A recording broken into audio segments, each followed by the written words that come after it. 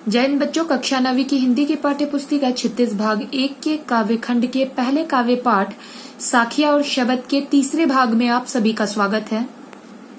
बच्चों, इस पाठ के पहले भाग में हम सभी ने कबीरदास का जीवन परिचय पढ़ा था। दूसरे भाग में हमने इस पाठ की सभी साखियों को पढ़ा था भाव सरल अर्थों में उसके भाव के साथ। अब हम इसके तीसरे भाग में शबद और प्रश्न उत्तर पढ़ेंगे। तो आइए बच्चों, शबद से शुरू करते हैं। बच्चों, इस पाठ में हम कुल 2 शब्द पढ़ेंगे, इन्हें हम पद भी कह सकते हैं। मोको कहाँ ढूंढे बंदे, मैं तो तेरे पास में, ना मैं देवल ना मैं मस्जिद, ना काबे कैलाश में। ना तो कौने क्रिया कर्म में, नहीं योग वैराग में, खोजी होए तो तुरते मिली हो पल भर की तलाश में। कहे कबीर सुनो भाई साधो, सब श्वासों की श्वास में। बच्चों, अगर हम इस पद का प्रसंग लिखते हैं तो सर्वप्रथम हम यह लिखेंगे कि यह पद हमारी पाठ्य पुस्तक 36 भाग 1 के प्रथम काव्य पाठ साखिया और शबद से लिया गया है, जिसके रचनाकार कबीरदास जी हैं। तो पहले पद में यहाँ पर कबीरदास जी यह कहना चाहते हैं कि जो भगवान है वह सर्वत्र है। वो किसी देवस्थान अर्थात किसी मंदिर में, मस्जिद में, काबा में, कैलाश में नहीं पाए जाते, या किसी भी क्रिया कर्म को कर भी हम उन्हें नहीं पा सकते। किसी योग में, वैराग्य में, किसी भी चीज में, किसी साधना में भी हम ईश्वर को नहीं प्राप्त कर सकते। कबीर जी यह भी इस दोहे में बताते हैं कि पद में बताते हैं कि जो भगवान है वो हमारे अंदर, खुद हमारे भीतर ही है, क्योंकि हमारे अंदर जो आत्मा है वह इसी परमात्मा का अंश है। तो अगर जो भी मनुष्य है, जो भी साधक है, वह ईश्वर को प्राप्त करना चाहता है तो अपने मन में सच्चे अर्थों में ईश्वर को प्राप्त क्या कर सकता है। और साथ ही साथ कबीर जी ने यह भी बताया है कि ये जो भगवान है वो हर सांसों में बसते हैं। इस विश्व में जितने भी प्राणी हैं उनके हर सांस में भगवान का निवास है। अब आइए बच्चों, प्रसंग के बाद सरल अर्थों में इसकी हम व्याख्या करते हैं। ठीक है बच्चों, पहली पंक्ति, मोको कहाँ ढूंढे बंदे, मैं तो तेरे पास में। ठीक है, परमात्मा, यहाँ कबीर जी ने परमात्मा के विषय में बताते हुए कहा है कि परमात्मा कहते हैं, मतलब भगवान कहते हैं कि हे मनुष्य, तू मुझे कहाँ कहाँ ढूंढता फिरता है। अरे मैं तो हमेशा ही तेरे पास रहता हूँ। ना मैं देवल ना मैं मस्जिद, ना काबे कैलाश में। मैं ना तो मंदिर में रहता हूँ ना ही मस्जिद में रहता हूँ। मेरा निवास ना तो काबा है और ना ही कैलाश पर्वत है। ना तो कोनो क्रिया कर्म में, नहीं योग वैराग में, अर्थात ना तो मुझे तू किसी भी कर्म कांड करके मुझे पा सकता है, और ना ही योगी बनकर या वैरागी बनकर तू मुझे खोज सकता है, यह भी व्यर्थ ही है। खोजी होए तो तुरते मिली है पल भर की तलाश में।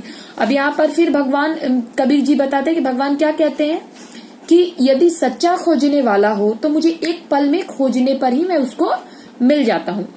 कहे कबीर सुनो भाई साधो, सब श्वासों की श्वास में। और अंत में कबीरदास जी यह कहते हैं कि मैं तो, हे साधु, मैं तो परमात्मा हर व्यक्ति के प्रत्येक सांस में विद्यमान रहता हूँ, मुझे कहीं बाहर खोजने की कोई आवश्यकता नहीं है। तो यहाँ पर कबीरदास जी ये कहते हैं कि सभी साधुओं यह बात ध्यान पूर्वक सुनो कि परमात्मा तो प्रत्येक व्यक्ति की सांस में विद्यमान रहते हैं, उन्हें कहीं भी बाहर खोजने की कोई भी आवश्यकता नहीं है। तो यह अगर पूरा पद हम देखते तो इसका भाव यह आता है कि परमात्मा को सच्चे मन और भक्ति से अपने ही भीतर पाया जा सकता है। किसी भी प्रकार के मंदिर, मस्जिद या क्रिया कर्म कांड का यह जो आडंबर है, इसकी करने की कोई भी आवश्यकता नहीं होती है। ठीक है बच्चों, अब आइए व्याख्या के बाद इसमें इस पद के विशेष देखते हैं। तो बच्चों, इसमें सबसे बड़ा विशेष है कि यहाँ पर जो है ना, तो तेरे, मैं मस्जिद, काबे कैलाश, कौन क्रिया कर्म, योग वैराग, कहे साधो सब श्वासों की श्वास, इन सब में एक ही वर्णों की आवृत्ति बार बार होती है। तो यहाँ पर अनुप्रास अलंकार है। ठीक है बच्चों, और यहाँ पर यह बताया गया है कि ईश्वर क्या है, वो सर्वव्याप्य है, मतलब हर जगह ईश्वर है। और तीसरी चीज यहाँ सबसे महत्वपूर्ण यह बताई गई है कि धार्मिक एवं बाहरी जो आडंबर है उसका खंडन किया गया है कबीरदास के द्वारा। ठीक है बच्चों, आइए अब दूसरा पद पढ़ते हैं। संतो भाई आई ज्ञान की आंधी रे, भ्रम की टाटी सबे उड़ानी, माया रहे न बांधी। हिति चित की द्वैत थुनी गिरानी, मोह बलिंडा टूटा। तृष्णा छानी परिघर उपरी, कुबड़ी का भांडा फूटा। जोग जुगत करी संतो बांधी, निरचु चुए न पानी। कूड़ कपट काया का निकसया, हरि की गति जब जानी। आंधी पीछे जो जल बूठा, प्रेम हरि जल भीना। कहे कबीर भान के प्रगटे, उदित भया तम खीना। अच्छा बच्चों, तो यहाँ पर दूसरे पद का सबसे पहले हम प्रसंग समझते हैं कि यह जो दूसरा पद है वह हमारे पाठ्य पुस्तिका क्षितिज भाग 1 के काव्य खंड के पहले काव्य पाठ साखी और शब्द से लिया गया है। तो इसमें कबीरदास जी यह कहना चाहते हैं कि जब हम मनुष्यों की आत्मा जो है वो तरह तरह के अज्ञान से घिरी रहती है, तब क्या होता है बच्चों कि हमारे जीवन में बहुत सारी बाधाएं आती हैं जो हमें बांधती हैं, हमें फंसाती हैं। किंतु जैसे ही हमारे अंदर ज्ञान का प्रवेश होता है तो हम उन सभी बाधाओं से मुक्त हो जाते हैं और सभी अज्ञान का, सभी बाधाओं का किस प्रकार से नाश हो जाता है, इसी का वर्णन इसमें किया है कबीरदास जी ने। तो आइए बच्चों, अब हम इसका सरल अर्थों में भाव समझते हैं। बच्चों, यहाँ पर ज्ञान की तुलना आंधी से की गई है, ठीक है। तो यहाँ पर कबीरदास जी कहते हैं कि संतो भाई आई ज्ञान की आंधी रे। हे संतो, आज ज्ञान रूपी आंधी आई है, अर्थात भक्त के मन में स्थित विकारों मतलब अज्ञान का नाश होने लगा है। उसके अज्ञान की समाप्ति का समय आ चुका है। हम ज्ञान की आंधी के आते ही भ्रम के सभी छप्पर टूट गए हैं, ठीक है। भ्रम की टाटी सबे उड़ानी, माया रहे न बांधी। अर्थात कि ज्ञान की आंधी जैसे ही आती है तो ये जो हमारे मन में धोखे होते हैं, जो भ्रम होता है, वह क्या होता है, वो उसके सभी छप्पर टूट गए। जिस प्रकार आंधी आती है तो हमारे छप्पर हिल जाते हैं ना, टूट जाते हैं, उसी प्रकार हमारे मन के अंदर जो अज्ञान रूपी छप्पर है वो टूट गए हैं।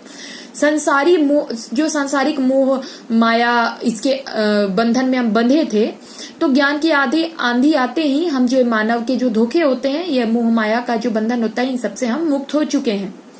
हिति चित्त की द्वे थुनी गिराही, मोह बलिंदा टूटा, ठीक है। यहाँ पर ये कहते हैं कि इस आंधी के आने से क्या हुआ बच्चों, हिति चित्त मतलब मनुष्य के चित्त अर्थात मन में जिस प्रकार विकार थे, उन सभी विकारों का नाश हो जाता है, ठीक है। और आंधी अपनी रफ्तार से छप्पर का क्या बलिंडा टूट जाता है, मतलब जिस बांस के खप्पड़ से उसको सहारा दिया जाता है, ठीक है बच्चों, तो वह बलिंडा छप्पर को मजबूत करने के लिए जो बल्लियां लगाई जाती है वो सब कुछ टूट जाता है, ठीक है। तो कहते हैं कि इस प्रकार क्या हो जाता है, जितने भी हमारे मन के मानवीय धोखे हैं वो सब खत्म हो जाते हैं और जो जीवात्मा अर्थात जो मनुष्य है वह ज्ञानवान हो जाता है और जितने भी अज्ञान है, वह जितने भी अज्ञान रूपी छप्पर हैं, जो बलिंडा है, सब कुछ टूटकर सारा अज्ञान का नाश हो जाता है। आइए आगे बढ़ते हैं। तृष्णा छानी परिघर उपरी, कुबड़ी का भांडा फूटा। जोगी जुगत करी संतो बांधी, निरचु चुए ना पानी। तो यहाँ पर कबीर जी यह कहते हैं कि ज्ञान की आंधी आते ही मिथ्या प्रेम, जैसे मिथ्या प्रेम अर्थात झूठा प्रेम, ठीक है। तो तथा जो मिथ्या प्रेम रूपी जो खंभे हैं, जो मोह रूपी बल्लियां हैं, जो हमारे मन के अंदर, जैसे घर में जो खंभे और बल्लियां लगी रहती है ना, जिसे हमारा छत संभला रहे, वैसे ही हमारे मन के अंदर जो बल्लियां लगी हैं वो किस किस की होती है, झूठे प्रेम की होती हैं, अज्ञानता की होती है। वो सारी बल्लियां क्या हो जाती है, नष्ट हो जाती हैं, गिर चुकी हैं। अर्थात जिस प्रकार आंधी के आगमन से छप्पर को सहारा देने वाले खंडे बलियां नहीं टिक पाती, उसी प्रकार ज्ञान के आने से ये जो संसार के प्रति हमारा जो झूठा प्रेम है, आत्मा और परमात्मा को दो वस्तु समझने की जो भावना है, भगवान के अलग अलग रूप समझने की जो भावना है, सब कुछ खत्म हो जाता है, ठीक है बच्चों। कूड़ कपट काया का निकसया, हरि की गति जब जानी, ठीक है। ये जो हमारे मन के अंदर जो तृष्णा है, ठीक है, जो झूठा प्रेम है या भगवान को दो वस्तु समझने की जो भावना है, सब कुछ खत्म हो जाता है। ज्ञान के आगमन से तृष्णा रूपी, तृष्णा मतलब लालच, ठीक है, तृष्णा रूपी ये जो छप्पर होती है, वह जो छत होती है वो टूट जाती है और क्या होता है, जीवात्मा अर्थात हमारे मनुष्य के अंदर जो बुरी भावना रूपी बर्तन होते हैं वे भी टूट जाते हैं। जिस प्रकार आंधी के आने से छप्पर की छत गिर जाती है और पता चलता है कि घर में क्या क्या था, अर्थात जैसे छप्पर उड़ जाता है तो ऊपर से दिखता है ना कि घर में कौन कौन सी वस्तुएं हैं, जो उसके ऊपर आवरण था वो हट गया तो पता चलता है। ठीक उसी प्रकार जैसे अज्ञान हट जाता है और ज्ञान आता है तो हमारी सभी बुरी भावनाएं जो है वो स्पष्ट दिखाई देने लगती है, जैसे घर का सामान दिखने लगता है। इस छप्पर को संतों ने बड़ी युक्ति के साथ बांधा है। ठीक है, अब यहाँ पर क्या कहते हैं कबीरदास की, है जो छप्पर है या जो ज्ञान का जो छप्पर है जो अज्ञानता को स्पष्ट कराता है, इस छप्पर को संतों ने बड़ी युक्ति से बांधा है। अब इससे पानी बिल्कुल भी नहीं टपकता, अर्थात इसमें कोई भी अज्ञानता नहीं आती। इस प्रकार जब से हरि अर्थात परमात्मा की गति को जाना है, जैसे आंधी पीछे जो जल बूठा प्रेम हरिजन भीना। ठीक है, जैसे परमात्मा की गति को जब से मनुष्य ने जाना है तब से शरीर का सारा कूड़ा करकट अर्थात जो भी बुरी भावनाएं थे वो निकल जाता है। शरीर कैसा हो जाता है बच्चों, बिल्कुल निर्मल हो जाता है, छल से अलग हो जाता है। आंधी के पश्चात जिस प्रकार वर्षा आकर सब कुछ भिगो देती है ना, आंधी पीछे जो जल बूटा प्रेम हरिजन भीना। ठीक है, तो जिस प्रकार आंधी आती है और सब वर्षा आकर सब कुछ भिगो डालती है, उसी प्रकार ज्ञान के आगमन से जो मनुष्य होता है उसका मन जो है ये प्रेम के रस में भीग जाता है और जो मनुष्य होता है भगवान की भक्ति में लीन हो जाता है। कबीर जी कहते हैं कि कहे कबीर भान के प्रगटे उदित भयासम तम खीना। तम मतलब अंधकार, उदित मतलब उगना, प्रगट मतलब प्रकट होना, भान मतलब भानु सूर्य। ठीक है, तो कहते हैं कि जिस प्रकार सूर्य रूपी ज्ञान रूपी सूर्य के उदय होने से ही अंधकार रूपी अज्ञान खत्म हो जाता है, अंधकार खत्म हो जाता है। ठीक है, तो वो कहते हैं कि जिस प्रकार सूर्य के उदय होने पर रात्रि की कालिमा समाप्त हो जाती है, उसी प्रकार ज्ञान को पहचान लेने पर भी अज्ञान तथा मोह माया जैसी सारी चीजें नष्ट हो जाती है। अच्छा बच्चों, तो यहाँ हमने व्याख्या कर ली सरल अर्थों में। अब हम इसमें विशेष जानते हैं कि इस पद में विशेष क्या है। तो बच्चों इस पद में विशेष यह है कि कबीरदास जी हमें यह बताना चाहते हैं कि जब हमारे मन से अज्ञान हटता है तभी हम ज्ञान को समझ पाते हैं। ठीक है, और यह जो पद उन्होंने लिखा है ये दोनों पद हम गा भी सकते हैं, मतलब गेयता का गुण, गाने जाने का गुण इन दोनों पदों में विद्यमान है। और बच्चा यहाँ पर कुछ शब्द हैं जैसे परिघट उपरी जोग जुगति कुड़क पट काया का कहे कबीर, इन सब में समान वर्णों की आवृत्ति हो रही है। तो यहाँ पर हम अलंकार शब्द कौन सा अलंकार बच्चों, अनुप्रास अलंकार यहाँ पर है। तो यहाँ पर आपके 3 विशेषताएं हैं जो आप लिख देंगे विशेष में। अब आइए बच्चों इस पाठ के सभी महत्वपूर्ण प्रश्न जानते हैं और थोड़ा थोड़ा उत्तर में बता दूंगी जिसको आपको गृह कार्य में करना है। अच्छा बच्चों, अब बारी है इस पाठ के सभी महत्वपूर्ण प्रश्नों को जानने का और इन्हें आपको अपनी गृह कार्य की कॉपी में करनी है। अच्छा देखो बच्चों, जैसे हम गद्य खंड करते हैं तो गद्य खंड में हम सिर्फ प्रश्न उत्तर लिखते हैं कॉपी में, लेकिन जब हम काव्य खंड करते हैं तो प्रत्येक काव्य का भाव भी लिखते हैं। तो मैंने आपको बताया कि प्रसंग लिखना है, व्याख्या लिखना है, फिर उसके विशेष लिखने हैं। अब इनके प्रश्नों के उत्तर समझिए। ठीक है, पहला प्रश्न है कि मानसरोवर से कवि का क्या आशय है। ठीक है बच्चों, बहुत ही सुंदर प्रश्न है। पहला जो साखी था हमारा उसी का है। तो यहाँ पर मानसरोवर से कवि का यह तात्पर्य है कि योग साधना में मानसरोवर स्नान और कैलाश वास की चर्चा की है। जब आप योग साधना पढ़ोगे तो वहां इन 2 शब्दों की चर्चा की गई है। ठीक है, तो यहाँ पर कबीर जी का यह आशय है कि जब मनुष्य जो है भगवान की स्तुति कर लेता है, भगवान की वंदना कर लेता है और ज्ञान की प्राप्ति कर लेता है, भगवान का जो गूढ़ रहस्य है उसको जान लेता है, तो साधना का वो जो चरम अवस्था होती है ना, उसे हम यहाँ पर मानसरोवर, कबीरदास जी ने यहाँ पर मानसरोवर कहा है। ठीक है बच्चों, और अगर हम योग साधना को देखें तो वहां पर मानसरोवर और कैलाश वास्तु योग साधना के विषय में बताया गया है। और वहां उसके हिसाब से क्या होता है कि जब कुंडलिनी शक्ति सुषुम्ना मार्ग से ब्रह्म रंध्र में पहुंचती है तो हमारे तन में क्या होता है, शिव शक्ति का समागम हो जाता है। ठीक है बच्चों, जब हम इसका अर्थ है कि जब हम योग करते हैं और हम सोचते हैं कि हमारी जो नाभि है और हमारे अंदर जितने भी नस हैं जो नाभि से जुड़े हुए हैं, उन सब पर जब हम संयम प्राप्त कर लेते हैं योग के माध्यम से, तो योग साधना के हिसाब से वहां पर मानसरोवर होता है। और कबीर जी के हिसाब से यहाँ पर मानसरोवर कब है, जब मनुष्य भक्ति की चरम अवस्था पर पहुंच जाता है। ठीक है, दूसरा प्रश्न है कवि ने सच्चे प्रेमी की क्या कसौटी बताई। बहुत ही सुंदर प्रश्न है। तो यहाँ पर आप यह लिखेंगे कि कवि ने सच्चे प्रेमी की कसौटी बताते हुए यह कहा है कि जब सच्चा प्रेमी अपने प्रियतम से मिलता है तो उसके मन में जो वियोग रूपी विष है। तो यहाँ पर सच्चा प्रेमी कौन है बच्चा? सच्चा प्रेमी भक्त है और उसका प्रेम कौन है? भगवान। ठीक है, तो अगर उस आधार पर हम इसका उत्तर लिखते हैं तो हम यह लिखेंगे कि जब सच्चा प्रेमी अपने प्रेमी से मिल जाता है तो उसके भीतर जितने भी विष हैं, कैसे विष बच्चा? वियोग रूपी विष अर्थात अज्ञान रूपी विष। तो जब वो अपने प्रेमी से मिल जाता है तो वो सब अमृत में बदल जाता है, अर्थात अगर अज्ञान है तो वह ज्ञान में बदल जाता है। ठीक है बच्चों, कबीर जी ने किस प्रकार के ज्ञान को महत्व दिया है? अच्छा बच्चे, जो आपका तीसरा दोहा है ना, सहज दुलीचा डारी हस्ती ज्ञान की चढ़िए, तो उसी के आधार पर इसका उत्तर आपको देना है कि सहज समाधि वाला जो ज्ञान होता है, अर्थात जो सहज तरीके से, जिसमें सहजता हो, अहंकार ना हो, तो उस प्रकार के ज्ञान को ही कवि ने अत्यधिक महत्व, कबीरदास जी ने अत्यधिक महत्व दिया है। चौथा प्रश्न है कि इस संसार में सच्चा संत कौन कहलाता है? ठीक है, बहुत ही अच्छा प्रश्न है कि इस संसार में सच्चा संत कौन कहलाता है? तो इस संसार में बच्चों सच्चा संत वही कहलाता है जो किसी भी प्रकार के पक्ष विपक्ष या मत संप्रदाय को ध्यान में नहीं रखता और निरपेक्ष भाव से वह ईश्वर की भक्ति करता है। ठीक है, पांचवा प्रश्न है बच्चों कि कबीर ने दोहे के माध्यम से किस तरह की संकीर्णताओं की ओर संकेत किया? मतलब किस तरह संकीर्णताएं, मतलब बुराइयां हो गई, किस तरीके के आडंबर, उन सब की ओर संकेत किया है।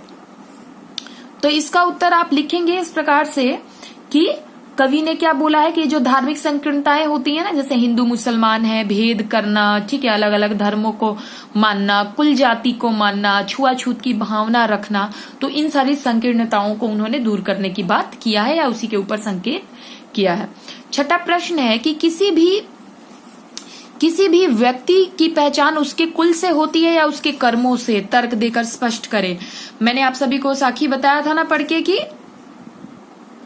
ऊंचे कुल का जन्मिया जे करनी उच्च न होई, सुवर्ण कलश से सुरा भरा साधु निंदे सोई। हाँ, मतलब अगर हम अच्छे कुल में उत्पन्न हो भी गए और अगर हमारे कर्म बड़े ही नीचे दर्जे के हैं तो हम, ठीक है, तो क्या होता है, हमारी पहचान किससे होती है? हमारी कर्मों से, हमारे कुल से बिल्कुल नहीं होती। तो आपको तर्क देकर बताना है, मतलब उदाहरण देकर बताना है कि आप ऐसा किस प्रकार कह सकते हैं। जैसे इस साखी में क्या दिया गया है? शराब से, कि अगर सोने के बर्तन में भी शराब को परोस दिया जाए तो शराब क्या है? बुरी चीज है, तो बुरी ही रहेगी। तो इसी उदाहरण को आप इसमें लिख दीजिएगा। ठीक है बच्चों, सातवां प्रश्न है काव्य सौंदर्य स्पष्ट करें। अच्छा बच्चों, एक जगह कभी हम प्रश्न पढ़ते हैं ना, अब तक आपने कितना यही प्रश्न पढ़े ना कविताओं में कि काव्य के भाव स्पष्ट करें, लेकिन काव्य सौंदर्य नहीं पढ़ा। तो काव्य सौंदर्य में क्या होता है बच्चों? यहाँ पर हम प्रसंग नहीं लिखते, यहाँ पर हम यह लिखते हैं कि काव्य में कौन कौन सी विशेषताएं, विशेष, जैसे मैं बता रही थी आपको विशेष लिखना है, आपने क्या देखा, मतलब व्याकरण से संबंधित क्या देखा, ठीक है, तो वो सारी चीजें विशेष होती है। जैसे यहाँ पर ज्ञान रूपी हस्ती चढ़िए ज्ञान को, तो यहाँ पर ज्ञान रूपी हाथी पर चढ़ने का मतलब क्या है बच्चों? कि यहाँ पर सम्मान का लक्षण है, सम्मान दिखाया गया ना कि हस्ती चढ़िए ज्ञान की, ठीक है, ज्ञान रूपी हाथी है तो सम्मान है। सहज का यहाँ पर विशेष अर्थ है, सहज का विशेष अर्थ क्या है? सहनशीलता, ठीक है, सहजता, ठीक है। अच्छा, और दूसरी चीज क्या है कि यहाँ पर यह भी बताया गया है कि कुत्ते क्या करते हैं? अपरिचित को देखकर भौंकते हैं, तो अपरिचित उनकी क्या करते हैं? कोई भी चिंता नहीं करते उनके भौंकने का। वैसे ही ज्ञानी पुरुषों के लिए समाज कुत्ते के समान यहाँ पर बताया गया है, ठीक है, कि वह उस पर कटाक्ष करेगा ही करेगा। और फिर क्या है, जैसे ज्ञान रूपी आंधी, सहज रूपी दुलीचा, स्वान रूपी संसार, तो यहाँ पर मैंने पहले ही बताया अलंकार का प्रयोग किया गया। कौन से अलंकार का? रूपक अलंकार का। कुत्ते को भौंकने दो, ठीक है, तो यहाँ पर क्या गया कि भूखन दे झक मारी, अर्थात कुत्ते को भौंकने दीजिए। तो यहाँ पर क्या संदेश दिया गया कि आप आलोचकों की चिंता बिल्कुल भी मत करें। ठीक है बच्चों, यहाँ पर मुहावरे का भी प्रयोग किया गया है। ठीक है बच्चों, तो ये हो गया काव्य सौंदर्य। आइए अगला प्रश्न देखते हैं। 8वां प्रश्न है आपका कि मनुष्य ईश्वर को कहाँ कहाँ ढूंढता फिरता है। तो ये पद में से आ गया कि मनुष्य ईश्वर को कहाँ कहाँ ढूंढता फिरता है बच्चों। मनुष्य ईश्वर को अपने भीतर तो नहीं ढूंढता, उनको कहाँ ढूंढता है? देवालयों में, मतलब मंदिरों में, मस्जिदों में, और काबा में, कैलाश में, भिन्न भिन्न प्रकार के क्रियाकर्म में, कि जो क्रियाकर्म हम करते हैं उसमें हम भगवान को पा सकते हैं। ठीक है, योग साधना में, वैराग्य में, इन सब में भगवान को ढूंढता है। ठीक है, 9वां प्रश्न है, कबीर ने ईश्वर प्राप्ति के लिए किन किन प्रचलित विश्वासों का खंडन किया है? तो कबीर जी यह कहते हैं कि भाई मंदिर में जाने से, मस्जिद में जाने से, काबा और कैलाश की यात्रा करने से, या अलग अलग प्रकार के जप तप यज्ञ विधान करने से, योग वैरागी बन जाने से, योगी वैरागी हमें ईश्वर की प्राप्ति नहीं होती। तो उन्होंने इस प्रकार के विश्वासों का खंडन किया है। 10वां प्रश्न है कि कबीर ने ईश्वर को सब श्वासों की श्वास में क्यों कहा है? ठीक है, तो देखिए, हम सबको पता है कि ईश्वर क्या है, हर जगह विद्यमान है। ईश्वर कहाँ है बच्चों? हर जगह, हर कण कण में, सर्वत्र विद्यमान है। इसलिए कबीर जी कहते हैं कि हर आत्मा में ईश्वर का निवास है, इसलिए कबीर ने ईश्वर को श्वासों की श्वास में कहा है। अब आइए बच्चों अगला प्रश्न देखते हैं कि कबीर ने ज्ञान के आगमन की तुलना सामान्य हवा से न करके आंधी से क्यों की है? तो कबीर जी ने सामान्य हवा से इसलिए इसकी तुलना नहीं की है क्योंकि जैसे आंधी के आने से अगर जोर से हवा चले और आंधी आए तो क्या होता है, घर के सारे टाट छप्पर सब फट जाते हैं, और वर्षा आती है तो सब कुछ दिखने लगता है कि आपके घर में कौन कौन सी वस्तु। वैसे ही जब ज्ञान आती है ना तो हमारे मन के जितने भी अज्ञान रूपी छप्पड़ है, अज्ञानता के आवरण है, वो सबको उड़ाकर ले जाती है और व्यक्ति को शुद्ध कर देती है और ज्ञानवान कर देती है। ठीक है बच्चों, इसलिए कबीर ने ज्ञान की आगमन की तुलना सामान्य हवा से न करके आंधी से की है। ज्ञान की आंधी का भक्त के जीवन पर क्या प्रभाव करता है? 12वां प्रश्न है कि ज्ञान की आंधी का भक्त के जीवन पर क्या प्रभाव पड़ता है? तो बच्चों, ज्ञान की आंधी का भक्त पर यह प्रभाव पड़ता है कि वह ईश्वर प्रेम के जल में, सबसे पहले तो ईश्वर को समझ जाता है, उसके प्रेम के जल में स्नान करता है। दूसरी चीज, उसके भीतर का जितना भी अज्ञान है वह सब कुछ खत्म हो जाता है और वह अपने वास्तविक स्वरूप अर्थात कि मैं आत्मा, भगवान परमात्मा का अंश हूं, इससे भी वह, इस बात को भी वह समझ लेता है। ठीक है बच्चों, अब 13वां है भाव स्पष्ट करें। भाव स्पष्ट में पहला है हिति चित्त की द्वै थुनी गिरानी मोह बलिंडा टूटा। तो यह मैंने पहले पद, दूसरे पद में था, ये मैंने आपको बताया है, तो आप वीडियो को पॉज करके पीछे जाके इसका भाव समझ सकते हैं। दूसरा है आंधी पीछे जो जल बूठा प्रेम हरिजन भीना, यह भी आपके दूसरे पद से है, तो यह भी आप वीडियो को पीछे ले जाकर देख सकते हैं और इसका आंसर लिखिएगा। पाठ के आधार पर आपका अंतिम प्रश्न है, पाठ के आधार पर कबीर के धार्मिक और सांप्रदायिक सद्भाव संबंधी विचारों पर प्रकाश डालें। आपको अपने शब्दों में इस पे विचार प्रकट करना है। बच्चों, इस भाग में बस इतना ही। अगले पाठ के साथ अगली वीडियो में मिलेंगे। जय हिंद।